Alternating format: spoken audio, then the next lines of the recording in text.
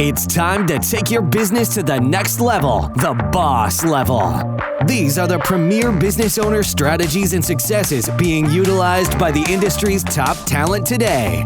Rock your business like a boss, a VO boss. Now let's welcome your host, Ann Ganguza. Hey everyone, welcome to the VO Boss Podcast. I'm your host, Ann Ganguza, and I'm so happy to welcome back to the show special guest co-host, Pilar Uribe. Pilar, hey, how are you today? I'm doing great. How are you? I'm doing great. Hey, I have been so interested in your story, and we've learned so many things that are parallels to being in the voiceover industry today from your story. So our last couple of episodes, we talked about your telenovela star personalities in Colombia, and I think it was 9 years you were there in Colombia doing all kinds of acting.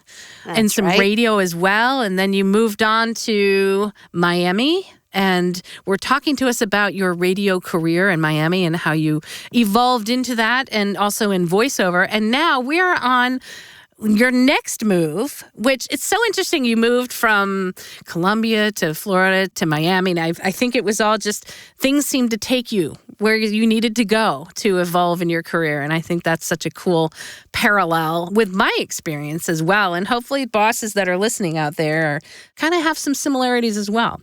So I'd love to hear about what made you go from Miami to LA, and let's continue the journey with you. So I'm in Miami, and as I said in the last episode, my landlady, she actually wrote me an email saying, I'm so sorry, but I'm going to sell the apartment. And you were there for how long? 16 years. Wow. Yeah. So my first thought was total and utter panic, because I was like, oh my gosh, I have to get out of this apartment that I've lived in, and I've sort of made a life for myself. And I started looking around. I had been working with somebody. We've had like a 25 now, more than 25-year conversation with this really good friend of mine in New York. And something that he used to say to me, I had started getting a little bit sort of, I want to do something else, but I'm not really sure what it is. You know, I've got 4 jobs, and I've got the radio host thing, and it's just, I'm always hustling, and it would be nice to be able to do more voiceover, but, Miami is not a lot of opportunity there unless it's in my booth. Mm-hmm. And he said something to me, because I was like, I think I need to move. And he would say, until you decide to pack your bag, you're not going to move. And he said that to me for years. And I take it now as it's not just a physical thing. It's a sort of if I want to do something, I have to go ahead and do it. Because I can talk about it. You have to pack till the cows. bag. Yeah. It's like, I can talk about it till the cows come home. But if I don't actually do it and decide to make a change, I'm never going to do it, Yeah. I love that. I love that. There you go. Manifestation again. Exactly. Especially for those bosses that are early in their careers and they don't know and they think about it and they think this is what they want to do. But yeah, actually taking the step and the physical part of, yes, making that decision, putting the things in place, and it helps it come to fruition. Exactly.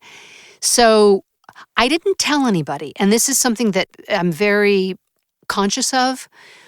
A lot of the times I would sit there, like I wrote 17 or 18 songs when I lived in Colombia. And so I said, I have songs, and I would tell everybody that I was going to put out an album eventually. I never put the album out, but I told everybody I was going to do it. And a lot of the times when you say things like that, you leak your energy. So when you have an intention in your mind, it's really important to keep it within yourself, and share it with people that you can trust. And be aware that it's not something that you need to sit there and gab about, but that you really need to focus on what it is that you're doing. And I think that that's what I did that for a while, and I would sit there and I would complain, and I'd be like, oh, I want more, and I'm really kind of in love with this thing called voiceover, but I don't really know what it is. And so I decided to just go ahead and kind of be quiet and say, okay, if I'm going to do something, because I'd been doing it for 10 years, and everything that I got was actually, I got it. I didn't have an agent. I had the on-camera agents, but I was doing voiceover. So I thought, okay, where can I go? And so VO Atlanta was coming up. And so I just thought, well, let me check out Atlanta because I love Atlanta. I've been there a few times. And I went and I saw all these people and it was really wonderful. And then I thought, let me go. There was I think it was Wovo was having a small, like a little mini session in San Francisco. So I thought, let me go there. But once I left to go there was something about it. As much as I loved Atlanta was, at that point, this is 2 years ago, now going on 3. It's really, it definitely has a very strong voiceover, but it was more for on camera. And I realized I really want to focus on my voiceover, and I had always thought, I always knew that in LA, LA for me was like the Olympic Village. And I was like, I've always dreamed of going to LA, and my friend Dale has been telling me until you pack your bag. Yeah, LA is where dreams come true, right? People move to LA with their dreams. Right, exactly. What was it that they said in what do you wish for? Your dream. What was it this great guy at the very beginning of Pretty Women? Oh. He says it at the very beginning? Oh, yeah, and he says it at the very end. What do you wish for? It's really cool. So I went to San Francisco, and then I went and I spent a few days with a friend in LA. And as soon as I got there, I was like, oh, I'm supposed to be here. And I just knew. It was like I arrived and I just knew that was the place. Yep. So I went back to Miami and I started setting intentions, just like I had when I moved to Colombia. I was like, okay, I'm just going to start setting my intentions here. And I was like, okay, I'm going to need a place to live. And I had time before I had to leave. So this is like in March, April. And I had a lead from a very kind person who wrote a letter to Atlas Talent. And it turned out, and of course, it's the universe, because they were looking for bilingual voiceover talent. There you go. So I get this email, and they're like, we'd like to have a meeting. And I was like, oh my gosh, they want to have a meeting? They want to have a meeting with me? Are you kidding? I was like, so I didn't want to tell them that I wasn't there yet. So I was like, I'm in the process. So I wrote them back and I said, thank you so much. I'm in the process. I'll let you know when I get there. Now, can I ask you how long ago this was? 2 years ago. It's going to be 3 years. Okay. Yeah. And it's so interesting, is again, the timing of everything, right? I feel like it's important. We're really coming into, inclusivity and diversity and needing bilingual more and more and more. So that makes sense to me. Yes. And that will play later into that. So I started packing. I started throwing things away. I started giving things away because I realized I can't move with all my stuff. Because it was just too expensive. So I had to, sell, give away, donate. And I got July 19th, 2019. I got into the car. I had packed all my stuff and with my kitty, with Paco. And drove across the country. I drove across the country. I picked up a very good friend of mine who actually we started out I met him almost as soon as I got to Miami, Aaron Goldenberg, and he is an actor as well. He was living in Atlanta in the time, but I flew him back from Atlanta to Miami on my frequent flyer miles, and we drove across the country, which I highly recommend. This with is, a cat. Of course. With a cat, of course. I highly recommend. How was your booth kitty in the car for a cross-country trip? That would be interesting. I have to tell you, he was really good considering. Of course there was meowing going on. Yeah. I never let him out of the car. I never let him out of his travel bag because, that's just not a good idea with cats. But he was really good. What about when you stay? I can't imagine you did the drive in one fell swoop. No. Yeah. It took us 7 days. Yeah. We would drive. I would park some litter in the bottom of the car. I had some litter there and I had water there. And so what I would do is that I would take him out when we would do rest stops. I would take him out and we would leave him alone. We would close the car. We would leave him alone so he would check it out. He never went to the bathroom in my the car. gosh. I have to, yeah, no. So what would happen was when we would get to a place, I would immediately, the first thing I would do was I would set up his kitty litter box with a little portable thing that I had. Mm-hmm. And I would put it in the closet usually so he would have privacy and he would go immediately. I can't imagine them holding it for like an 8-hour ride. Like I know, and the thing is, whatever. it was It's right crazy. there. That's what was so obnoxious, that Yeah. he wouldn't go, and I had the kitty litter there for him, but he refused to go. So We whatever. digress. We digress. We digress. Into Yes, the sorry. studio, into the studio cat yes, conversation. But I'm sorry, can- I had to ask. But it can be done. I'm telling you now, Anne. It can be done if you want to go across with your kitties. We it can manifested it. We manifest our kitties as well. be done. Exactly. Crossing the country.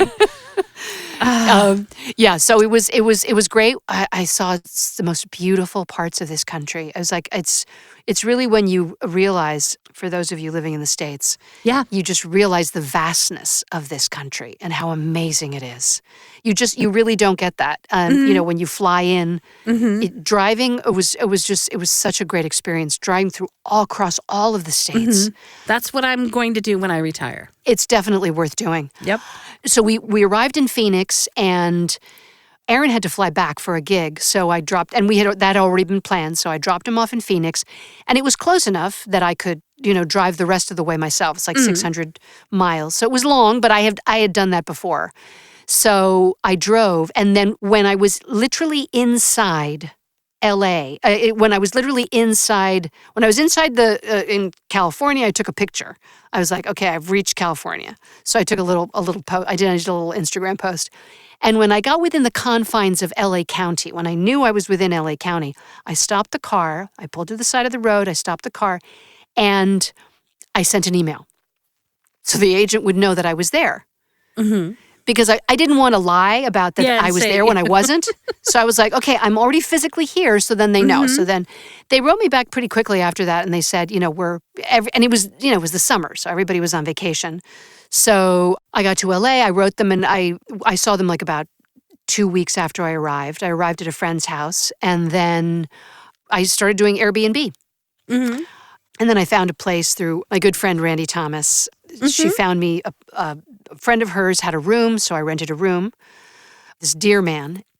So I just started living basically out of my car. I had all this stuff, obviously, so I took some stuff out, but I would live out of my car because, like, what else am I going to do? Right. I can't bring all that stuff because it wouldn't fit in this room. And this is before pandemic. This is way before pandemic. Yeah. Okay. Yeah. So I'm Well, not that far, actually. No, right? not that far. No, because this was August. So right. Pandemic March.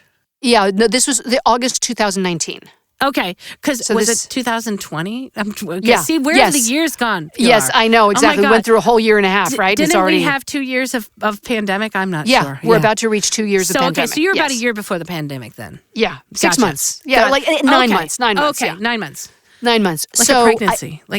Exactly, like a pregnancy, exactly. So I had 9 months, and that's really important. So I go to the agent, and I get all dolled up, and I get there super early to the appointment with the agents, and they were like so incredible, so nice, so normal.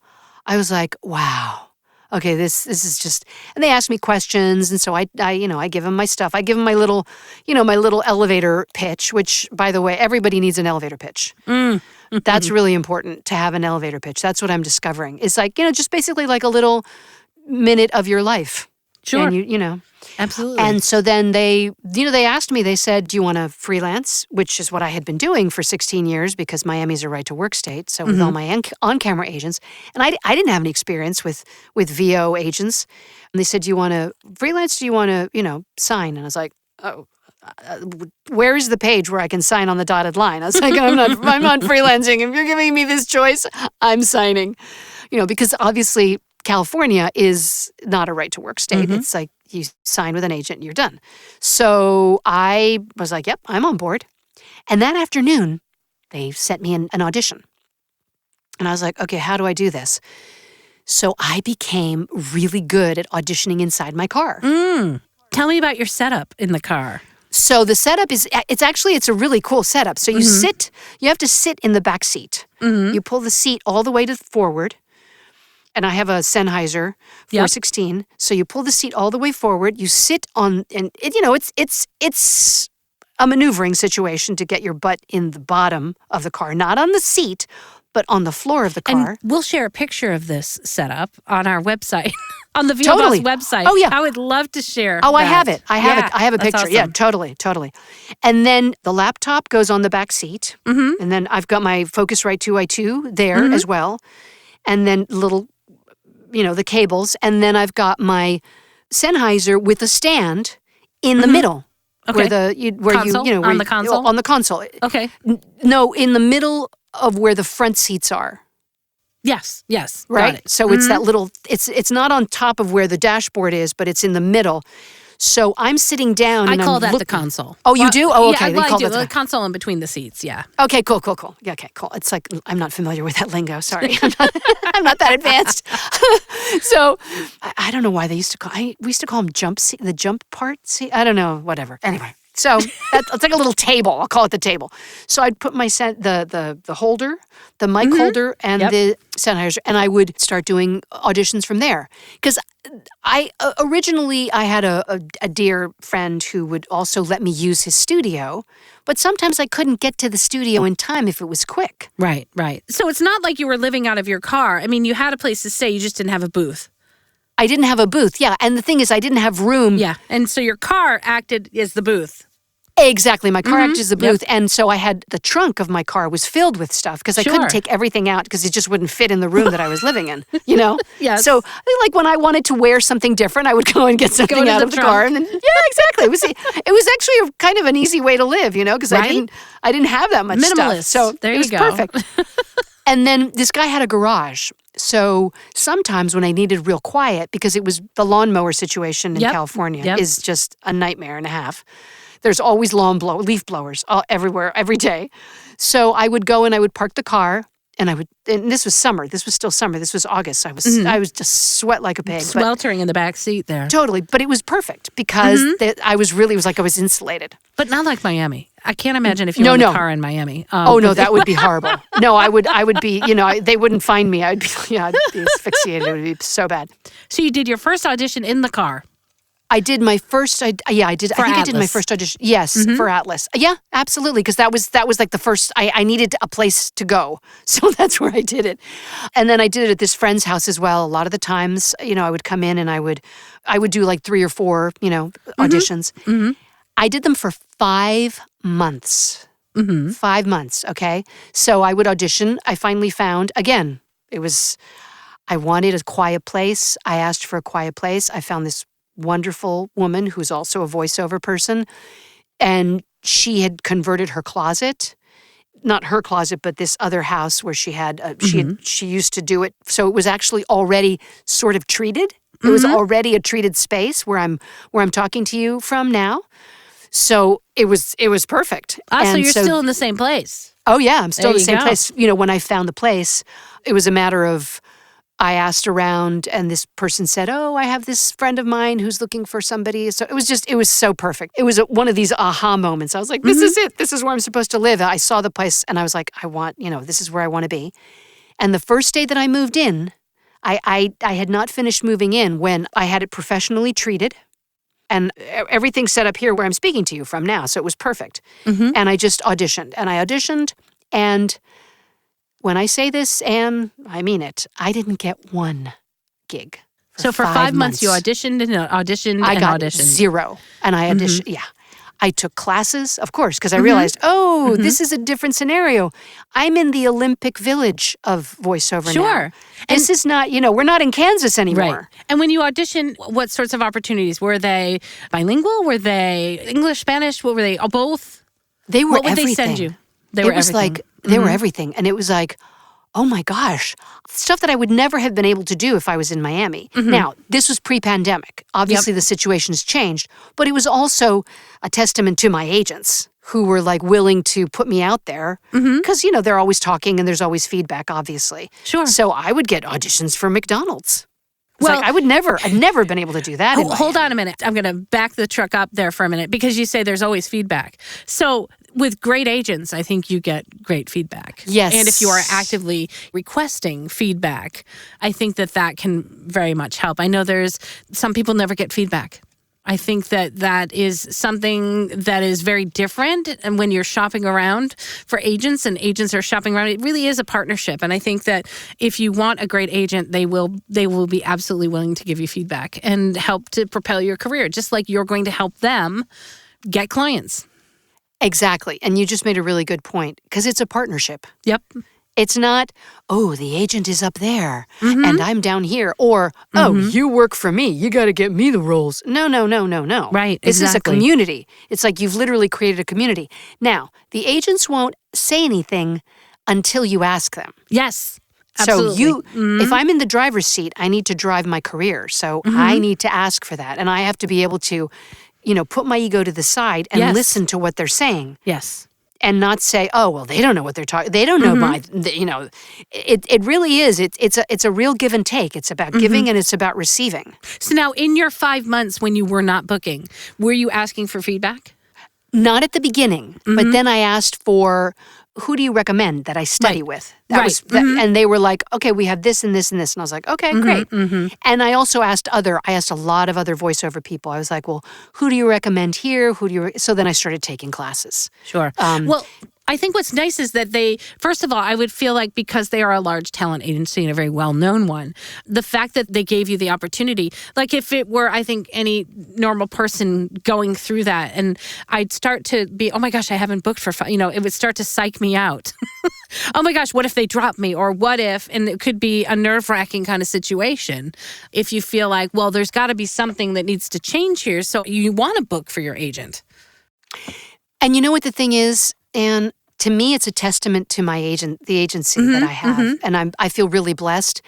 They were they knew that I was there. They knew that I was new, and it's not that they were hands off. They had faith exactly, in you, yeah. right? And there was somebody that I talked to in the office one time, because I was just like really freaking out at one point. I was like, oh my God, they must think, who is this person? Why did we hire her? It's like she's not doing anything. And she was so nice and to the point. And she's like, you know what? It was almost like she didn't say it this way, but what she meant from that conversation was, we know you're a newbie. That's why we're throwing it all out at you. We're giving you the space to do this. So, and I can't remember how she said it, but that's what I walked away from. And I was like, away with, and I thought, oh, thank God. I'm not I'm not going to be fired immediately. You know what I mean? What a nice testament to really a working partnership and that your agent has faith in you and they're giving you that space. And I think obviously they had to have known when they first spoke to you and they first met you that you had the wherewithal to be successful. From your past experience, from your personality, from your drive, whatever it was, they had that faith in you and they kept that faith in you. So that's a really nice story. I'm hoping that our listeners will take that for what it is, because I think getting an agent and having a relationship with an agent is something we could have a whole podcast episode about in regards to how to work together as a partnership. So. Yeah. And I think for me, what was really great was that I was willing to listen to them, and I was also willing to be transparent with them. Absolutely. So they knew where I was coming from. I mean, they knew that I had radio experience because I have all this stuff on my website. Sure. But they also knew that I was very new to the business in terms of commercial versus all these other genres in the world that they live in. Sure, and absolutely. they were willing to give me that latitude. So transparency, I think, is really important in this world. Oh, I completely agree. And to be able to turn it into something of not that I don't know this, into I'm very willing to learn and I'm willing to work hard. How can I learn? How can I, I'm eager to learn. There you go. Back to your roots there. I may not know, but I am absolutely eager to learn. And I think there's a lot to be said for that in just an overall mentality about what we do every day there's always opportunities to learn. You're talking to an educator here, one that was in front of the classroom for 20 years. We always have an opportunity to learn and to improve. And I think that if you take nothing else away from our episode, absolutely, this is one of them. And there's always ways, if you're transparent, if you want to learn, you're eager to learn, people appreciate that. And agents especially, I think, appreciate that. Absolutely. Yep, I totally agree. So 5 months, nothing. Then what? Then I booked this job and Commercial? commercial. It's a commercial job. And I will never forget when the check came in, I thought they'd made a mistake. I almost called them and said, you've made a mistake because this has got to be wrong. Luckily, I called a friend of mine. I literally had my hand on the press send button. I thought, let me just call a really good friend of mine back east who's a voiceover. And she started laughing when I told her. She said, no, Pilar, that's the right amount. This is what it means when you are a union actor to get paid in the industry. So I was like, oh, thank God, I'm going to be able to pay my bills. Yep. And then that was the end of January. And then in March, the pandemic hit. And I was ready. And so I started booking. I just started booking and booking and booking. Success. Yeah. Yeah. Fantastic. Wow. What a great story. What a great story. And so now, during the pandemic, you're still in the same place, right? Except now you don't have to necessarily record in the back of your car because you have a studio, which is awesome, which is where you are talking to me now from. And you are, I hope, just a booking machine. And now, is Atlas your only, I imagine you have more than one agency, or is Atlas pretty much your agency you're working with right now? Well, I was with Stars before I was with Atlas, and they were okay with it. And they're totally okay with having other regional agents that are not, in their market. I've looked around for others, but when I started looking around, the pandemic had hit, so they were really swamped. Yeah. So they're really my go-to people right now. Sure. It's not easy because yes, I had a huge glut in 2020, and then 2021 was a lot quieter. It's been a lot quieter than I expected because it was just, I don't know if it was I was the new kid on the block or what it was. And so, for me, it's like finding other ways to be creative and to be able to support myself in that way. And so it's like I'm constantly learning, and if there's one thing that I can take away for me from what I've been talking about is that I always have a beginner mindset. So if there's a place where I'm feeling stuck because this is an area, let's say, where I'm not booking, it's like, okay, what other ways can I find to do it creatively? Right. And to evolve, right? As an artist. And to evolve. Exactly. Because it's not just about booking the big, commercial job. It's about how can I incorporate everything that I've learned and how can I maybe use that in a different way? And I'll tell you, what I love is, first of all, your story is so wonderful because you try, you have faith, you manifest, you move, and while you struggle, and fail sometimes, you ultimately come out where you become successful. And it has happened from the story that has evolved here to you multiple times. So each time when you move, you're growing. You're hitting those stumbling blocks, you're growing, you're finding success. And even now, you came to LA, you got the agent, you got the jobs, you did really well. Now you hit a little bit of a lull. And so again, you're going through that cycle of how can I improve? How can I grow? What can I do to learn? And I think it's such a wonderful testament to how our industry works and how the artistry works of voiceover, where we just must continuously learn. We must continually take those chances. We must continually learn from our failures, right? And put into practice things that we can do to be successful. And what a great story. I absolutely love it. So I want to take the time now to thank you again for telling the story and helping us and being so inspiring, because I think in our next episodes, I really want to get more into the nitty-gritty of the day-to-day voiceover career that you are now embracing and living, so that we can talk about how bosses out there can, maybe do the same so that they can be successful. Absolutely. And I'm very, very excited to keep going. Yeah. All right. Well, bosses, I'm going to give a great big shout out to our sponsor, IPDTL. You too can network like a boss. Find out more at IPDTL.com. Guys, have an amazing week, and we'll see you next week. Take care. Bye-bye. Bye, fellow bosses. Join us next week for another edition of VO Boss with your host, Ann Ganguza. And take your business to the next level. Sign up for our mailing list at voboss.com and receive exclusive content, industry revolutionizing tips and strategies, and new ways to rock your business like a boss. Redistribution with permission, coast-to-coast connectivity via IPDTL.